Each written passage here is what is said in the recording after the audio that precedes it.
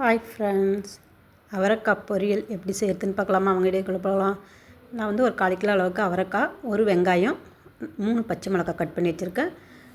அடுப்பில் வானலை வச்சு சூடானதுக்கப்புறம் ஒரு 3 ஸ்பூன் எண்ணெய் விட்டுக்கோங்க. எண்ணெய் விட்டுட்டு கொஞ்சம் 1 ஸ்பூன் அளவுக்கு கடலைப்பருப்பு போட்டுக்கிறேன். போட்டு நல்லா வந்து ப்ரௌன் கலரில் வரட்டும். அது கூட கொஞ்சம் கடுகு உளுத்தம்பயிறு போட்டுக்கலாம். அதையுமே போட்டு நல்லா தாளிச்சிட்டு பொரிஞ்சு வந்ததுக்கப்புறம் இப்போ நான் கட் பண்ணி வச்ச வெங்காயத்தையும் பச்சை மிளகாவையும் போட்டு வதக்க போகிறேன். அவரைக்காய் பொரியல் வந்து நிறைய பேருக்கு பிடிக்காது, அது கொஞ்சம் காரசாரம் இல்லாத இருக்க மாதிரி இருக்கும்னு. இந்த மாதிரி வந்து ட்ரை பண்ணி பாருங்கள், உங்களுக்கு பிடிக்கும். சாப்பிடாதவங்க கூட சாப்பிடுவாங்க. இப்போ நான் வந்து பச்சை மிளகாவும் போட்டிருக்கேன், நான் தூளும் போடுவேன் இந்த அவரைக்காய் பொரியலில்.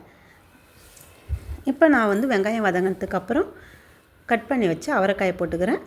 இந்த மாதிரி பொடியாக கட் பண்ணிக்கோங்க, கொஞ்சம் பெருசு பெருசாக போடாது, நல்லா நைஸாக பொடியாக கட் பண்ணிக்கினீங்கனாக்கா பார்க்கவும் அழகாக இருக்கும், சாப்பிடவும் அழகாக இருக்கும்.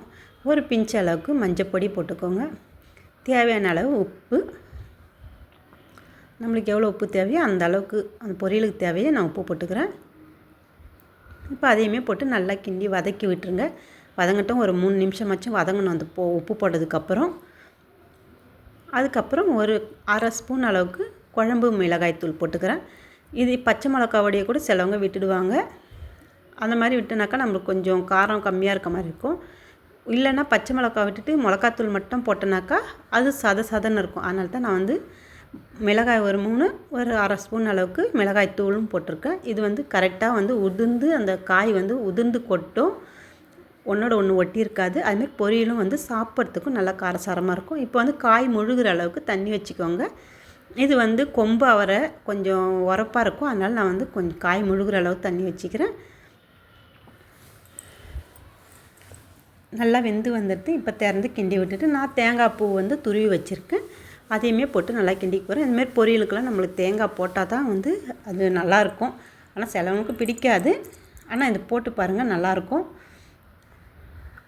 அதையும் போட்டு தேங்காய் போட்டு ஒரு நிமிஷம் வதக்கி விடுங்க. அந்த அனலில் வந்து வதக்கினா தான் வந்து கொஞ்சம் லேட்டானால் கூட பொரியல் வந்து நல்லாயிருக்கும், நம்மளுக்கு கெட்டு போகாத. இப்போ அவரைக்காய் பொரியல் ரெடி. என்னோடய சேனல் உங்களுக்கு பிடிச்சிருந்ததுன்னா, என்னோடய வீடியோஸ் பிடிச்சிருந்ததுன்னா என் சேனலை சப்ஸ்கிரைப் பண்ணி வச்சுக்கோங்க. நான் போடுற வீடியோஸ் எல்லாம் உங்களுக்கு வந்து சேர்ந்துடும். அவரைக்காய் பொரியல் ரெடி. மறக்காத பெல் பட்டனை கிளிக் பண்ணிவிடுங்க, சப்ஸ்கிரைப் பண்ணிவிடுங்க. Okay, bye.